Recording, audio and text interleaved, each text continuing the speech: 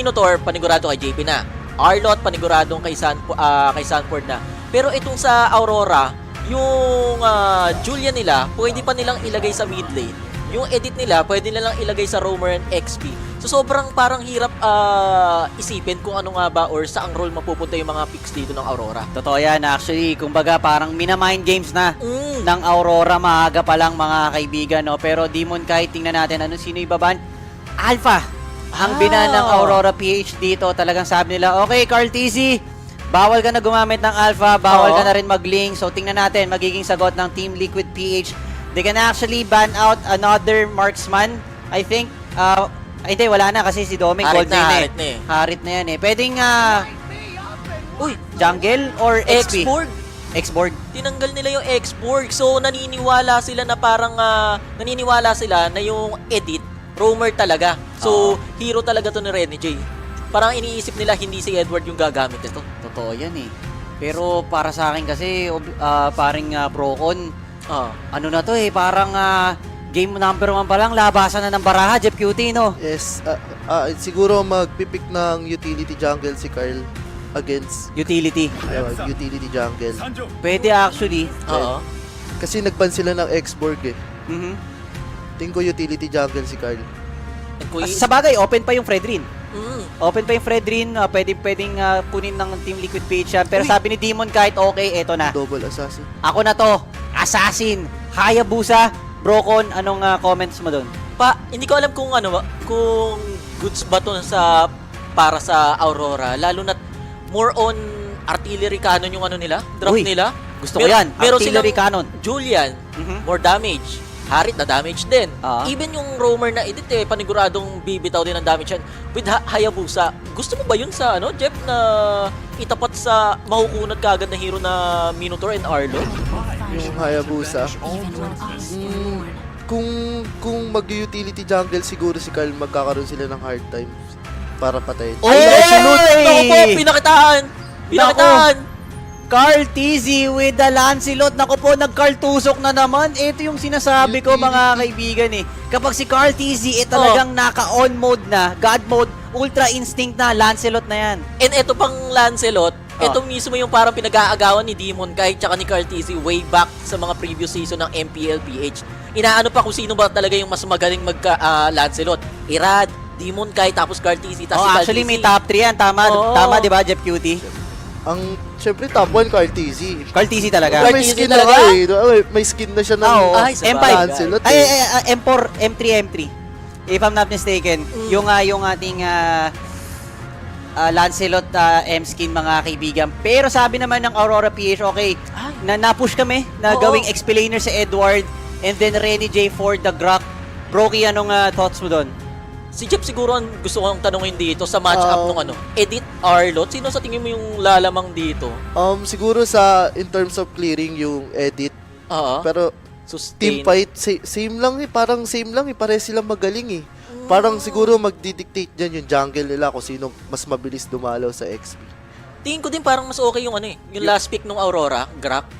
Kasi yun yung gusto mo na magbibigay ka ng vision tapos i-ignore mo lang yung crowd control ng kalaban. Actually, yun talagang pinakailangan ng Hayabusa yung talagang merong mag-uuna. Pero malalaman natin ang kasagutan mga kaibigan as we now head on to our matchup. Team Liquid PH versus Aurora MLBB, Brocon and Jeff Cutie. Take it away. Team Liquid PH versus Aurora. Sa mga nanonood dyan, as you see on your screen, i-download nyo na ang application ng 1xBet para mas madali ang inyong pag-bet. Pero eto na, Jeff Cutie, yung inaabangan. Alam ko maraming naghihintay nito. Umaga, tanghali pa lang, tinatanong na nila kung anong oras yung laban ng Aurora at Liquid.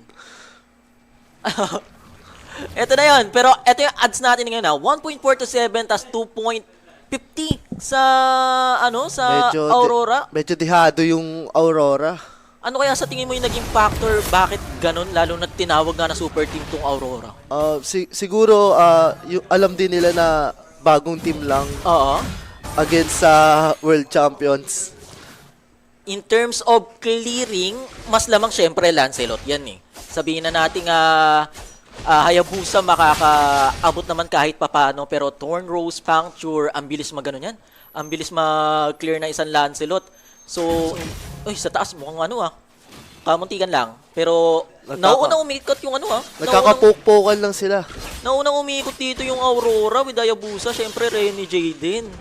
In terms of late game naman, Jeff, sa tingin mo, Aurora or Liquid? Aurora, because, may 2 assassins sila na pwedeng mag-side boat. Mabilis sila sa map. Mobility-wise, no? Tapos ang pwede lang sigurong umano sa kanila dyan, dumipensa talaga, is si Carl mamaya. Pero 10 seconds na lang, guys. Pero mukhang may gustong kunin. First blood will go to Aurora. Demon Kite na makakakuha niyan. Syempre, brought to you by 1xBet. Para sa mga katanungan nyo, i-PM nyo lang ang page ng Just Emil. Namali na kagad tayo, Jeff. Liquid yun. Liquid yun. Talo na agad. Nadali ka agad yung ano natin dun. 500 ba yun? Pero Turtle, mukhang hindi na i-contest pa ng Team Liquid PH. Ibibigay na lang dahil nadehado nga kanina doon sa baba. Pero mukhang nagkakaroon na naman ata. Thorn Rose pero hindi magiging enough. Mukhang gusto pang idamay si JP. Pero may Torre naman para makaligtas siya. So, 1-0 actually 2-0 na. So, hindi natin ini-expect, mukhang nagulat ata yung TLPH dito, Jeff. Sa gold lane, both same matchup lang sila. Hold lang sila ng minions, waiting sa tank. Pero sa taas, mukhang nagkukumpulan yung mga miyembro ng TLPH. May vision naman na binigay si Renny J. Tamang wall lang para kahit papano sana ma-delay yung farm ni Benny Cutie. Out on to the bottom lane. Wala naman ata masyadong magiging bakbakan yan, lalo na't Arlot and Edith. Parehong makunat, parehong sustain lang din naman yan. Pero 1k gold lead kaagad sa Aurora. Magiging factor ba kaagad to, Jeff, sa mga gantong 3 minuto pa lang yung game? Yung 1k siguro na lead, wala pa yan. Siguro mga 5 minutes natin makikita yung mga lead, gold lead. Pero ang tapang talaga ni Doming magano, no? Magarit pa ganito. Pero ito na naman, Shadow Kill, Demon Kite, Killing Spree. 3-0 na kagad para sa Hayabusa ng Aurora. Grabe naman, galit na galit. Nagigil si Demon Kite. And Renny J, as usual, with the crack, give him vision. Inaanoy lang yung mga miyembro dito ng TLPH. Mukhang ang hirap na nito para sa para sa TLPH. Early 3 minutes, meron silang map control. Momentum, tol. Parang dinidire-diretso na to ng ng Aurora. Lahat ng kills ay napupunta kay Demon Kite. Nabigyan lang ng isa si Edward. Paano kaya babangon dito yung Team Liquid PH, Jeff? Ano sa tingin mo dapat nilang gawin? Lalo na in terms of objective, mukhang hindi pa talaga kayang kumontes. Waiting lang sila sa scale ng Roger kasi meron silang mas late game potential. Sa tingin mo ba kakayanin ng Roger yung Harit pagdating ng late game or pantay 50-50? 50-50 kasi meron silang Julian, meron silang Hayabusa, puro backlane. So siguro si Sanji magkakaroon siya ng hard time pumwesto.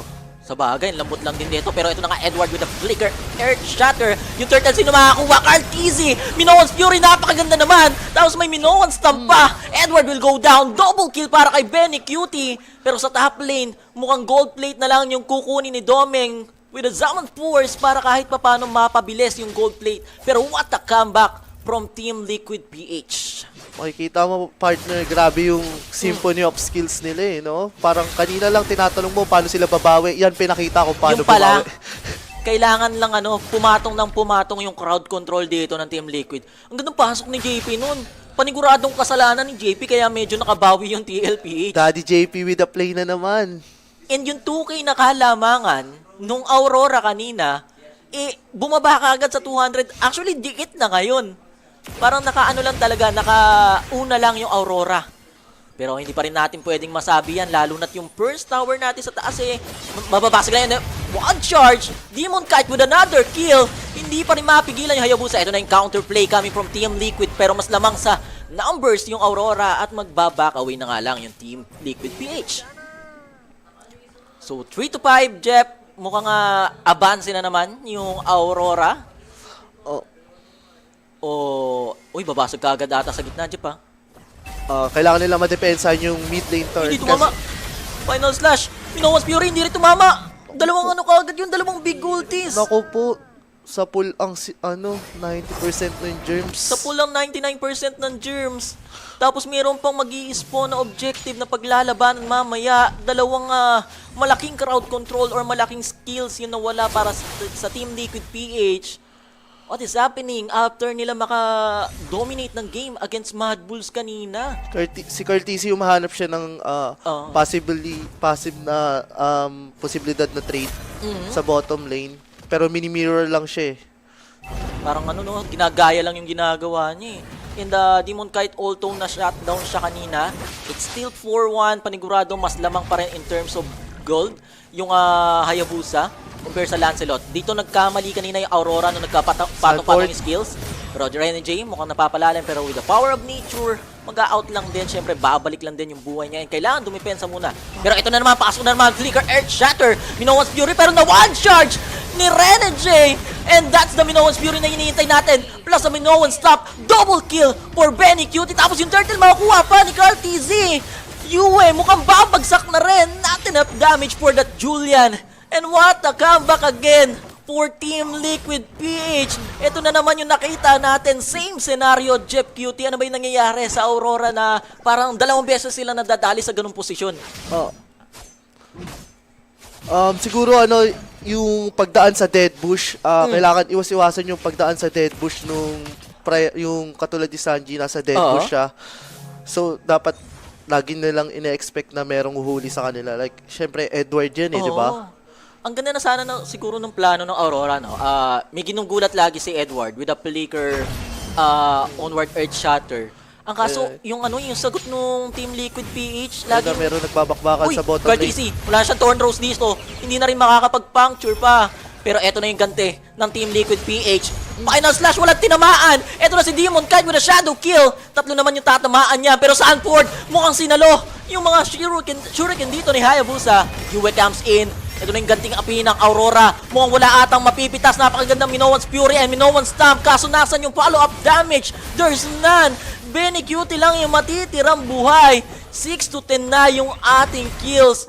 What a game from Aurora. Talagang ginulat yung mga nag-aabang sa kanila. Partner, yung game na to, di mo alam kung sino yung lalamang eh. Merong lamang, lamang ka na, lalamang pa sila, tas lalamang ulit sila. Naglamangan na. Parang bawian lang, no? Kung kanina nakakabawi yung Aurora, Team Liquid sa Aurora, tapos yung Aurora may comeback naman na kaya nilang bawiin yung lead nila. Pero ito na yung pinapakita talaga. Parang nag-i-step up talaga dito si Demon Kite na alam niya kung kailan siya papasok eh. Pinapakita ni Demon Kite na isa din talaga siya sa top tier jungler. Kahit na bagong team lang sila, pero ganyan yung play nila, parang sumasabay agad sa top tier agad. Nagalit kasi pinakitaan daw ng pinakitaan ng Lancelot eh. Pinik yung Lancelot dun sa Hayabusa eh. Bagay nga naman pag nag-shadow kill tapos ka lang, Thorn Rose. Pwede mo atang manigate yung shadow kill dun. Pero yung Lord nag-spawn na. Sino ba yung lamang sa pwestuhan? Sino ba yung lamang dito sa Lord Dance natin, Jeff? In terms, Aurora pa rin yung may lamang sa Lord Dance natin kasi they have Grok na hindi nasisisi. So, depende sa kanila kung paano nila ipopoke yung Grok. Oo, walang takot. Wag lang talaga mangyayari yung kanina nang nagkapatong-patong yung crowd control dito ng Team Liquid. Kailangan pa rin iwasan yon. Pero yung Lord, kalahati na lang yung buhay dyan. Lord Dance. Eto na nga, Eternal Guard binitawan na. Skills was being used. Cartesi papasok. Siya na yung may hawak ng Lord. Nakaabang lang si Demon Kite pero napakaganda namang Earth Shatter onward. Kaya pro Edward, si Demon Kite yung makakakuha ng Lord. Sanji will get Doming. Isama mo na si Renegade. Yue will get Sanji. Nagbabagsakan na yung mga hero dito. And Yue with a double kill. Yung Julian na hinihintay natin, yung power spike. Here it goes. That's a 2-2 trade. Pero yung Lord napunta sa Aurora, Jeff. Pinapakita talaga ni Demon Kite na Lancelot ka. Hayabusa ako. Mas malakas ako Rumetri sa'yo. Parang alam kasi dito ng ng Aurora na may Thorn Rose retry yan. Medyo lamang ata sa retry yan yung yung Team Liquid PH si Carl.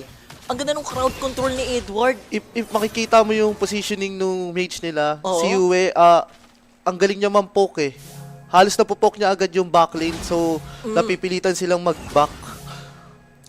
Ang ganda talaga nung clash nangyari doon. Pero in terms of defense, high ground depensa dito ng Team Liquid PH, ano naman masasabi mo dito, lalo't Degat Vexana, Roger na may item naman kahit pa paano, lalo na't hindi pa siya napipitas dito. Hindi pa siguro sila magkukumit dyan kasi first lord pa lang. Respeto pa. Respeto pa yan. Respeto, So disiplina. mga magkakalaman niya mga third lord siguro yan. Pero kanina ko pa ata napapansin, medyo hindi ata, pumapalya yung final slash ni Sanford dito, no? Hindi pa nagko-connect. Oo. So siguro kapag nag-connect yun, parang iba pa yung istorya eh. Nagulat lang siguro talaga yung Team Liquid PH. Kailangan natin hindi nila ina-expect na ito pala yung Aurora. Totoo yung sinasabi na star players, star teams, talagang mag-iiba yung ikot nung laruan ng Team Liquid against Aurora.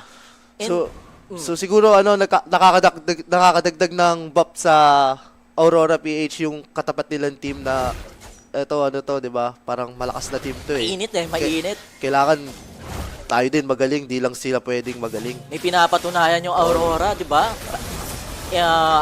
Aside from being M3 champs, MPL champs na mga nakaraang season, ito sila bagong team. So meron na nga binuo. nagkakapokan sa blue buff.